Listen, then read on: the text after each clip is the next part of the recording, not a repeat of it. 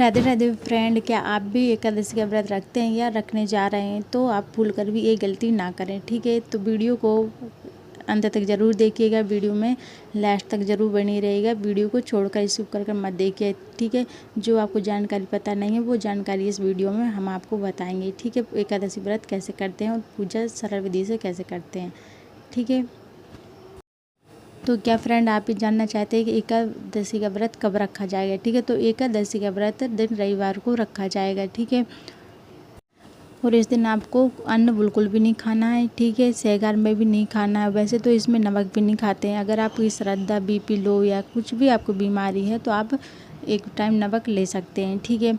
तो आपको एक ब्रह्म मुहूर्त उठना है। उठने के बाद आपको स्वच्छ वस्त्र स्नान धारण पहनना है। स्नान करने के बाद स्वच्छ वस्त्र पहनना है। पहनने के बाद आपको सूर्य भगवान को अर्घ्य देना और तुलसी जी में उस दिन अग्र जल ना चढ़ाएं, ठीक है। क्योंकि तुलसी माता भगवान विष्णु के पास रहती हैं उस दिन, ठीक है। फिर आपको इस दिन ना तो गेहूँ रखना है पूजा में, ना चावल रखना है। तो आपके पास थोड़ी सी काली तिल है या सफ़ेद तिल है तो आप वो रख लीजिए। तो मैंने यहाँ पे मेरे पास सफ़ेद तिल थे तो मैंने सफ़ेद तिल पूजा में रख लिया। गणेश भगवान को विराजमान कर दिया, विष्णु भगवान के विग्रह को स्थापित कर दिया। फिर मैं आएगी मेरे लड्डू गोपाल जी की बारी, तो उनको भी स्थापित कर दिया मैंने। आपके पास जो भी आप लड्डू गोपाल जी भगवान की सेवा करते हैं तो आप उनको विराजित कर लीजिए, ठीक है। अगर विष्णु भगवान की तस्वीर आप तो उनको रख लीजिए। अगर लड्डू गोपाल जी सेवा करते हैं तो आप उनको भी रख लीजिए, ठीक है।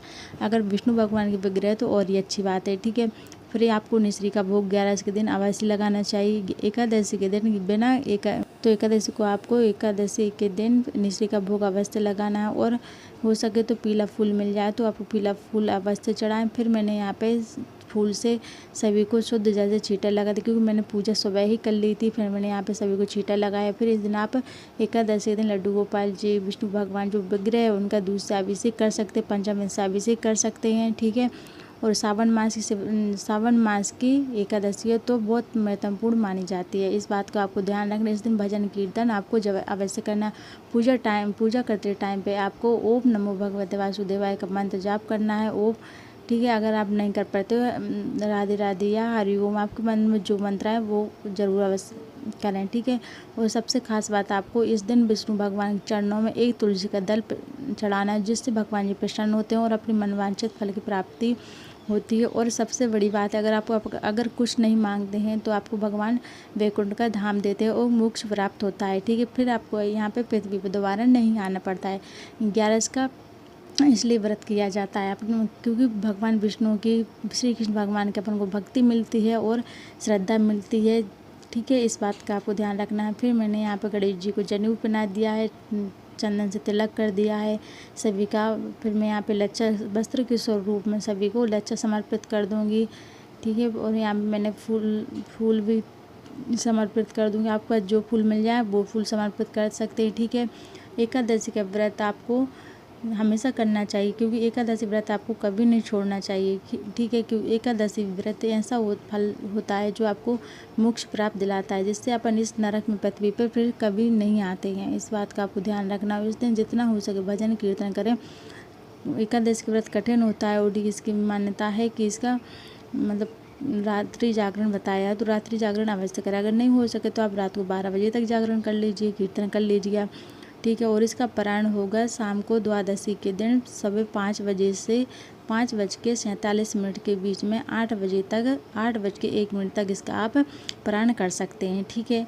फिर आपको संकल्प लेना है। एक हाथ में चावल नहीं रखना, सॉरी, तिल रखनी है, काली या सफ़ेद। आपके पास जो तिल है आप वो रख लीजिए। फिर एक फूल रखना है और आपको संकल्प लेना है। वो 3 बार ओम विष्णु विष्णु नमः का मंत्र लेना है। फिर 3 बार आचमन करना है। वो मंत्र बोलते हुए आपको अपना नाम मंत्र गोत्र बोलते हुए संकल्प छोड़ना है, ठीक है। और एकादशी व्रत का संकल्प लेना तभी पूर्ण माना जाता है जब संकल्प लेते हैं, ठीक है। इस बात को आपको ध्यान रखना। और पूजा करने के बाद में आरती करने के बाद में सीधे हाथ में जल लें और जल लेने के बाद में आपको 3 बार आरती ऊपर से घुमा देनी हो। और सबसे खास बात है, इस दिन भगवान को तुलसी की जो मंजरी होती है वो जरूर चरणों में समर्पित करें कि कुछ हो ना हो, तुलसी की मंजरी जरूर समर्पित करें, क्योंकि इस एकादशी को कामिका एकादशी कहते हैं। तो ऐसा माना जाता है इस तुलसी की मंजरी से भगवान बहुत प्रसन्न होते हैं, क्योंकि तुलसी माता हमेशा उनके चरणों में ही रहती हैं। ठीक है। इस बात का आप ध्यान रखना। अगर आपके पास कुछ भी नहीं है तो आप भगवान की सरल तरीके से पूजा करिए और तुलसी की मंजरी चढ़ाकर भगवान को प्रसन्न करिए और अपनी भक्ति बढ़ाइए और अपनी मनोकामना को पूर्ण कीजिए। अगर आपके पास इत्र हो तो थोड़ी सी इत्र की सेवा कर दीजिए। विष्णु भगवान की जो लड्डू गोपाल जी उनके वस्त्रों पर जो अच्छी स्कंद और खुशबू आएगी हमारे प्रभु को खुश दिलाने के लिए, ठीक है। इस दिन में सोते भी नहीं हैं, क्योंकि व्रत होता है तो इस दिन पलंग या सोफे पे भी नहीं बैठा जाता, ज़मीन पे बैठते हैं। और इस दिन सोते भी नहीं, क्योंकि सोते हैं तो अपन को पाप लगता है और पलंग पे भी नहीं बैठा जाता, ठीक है। इस बात का भी आपको ध्यान रखना है। छोटी छोटी सी बातों से अपन अपनी धार्मिक भक्तियों को आगे बढ़ाएं, ठीक है।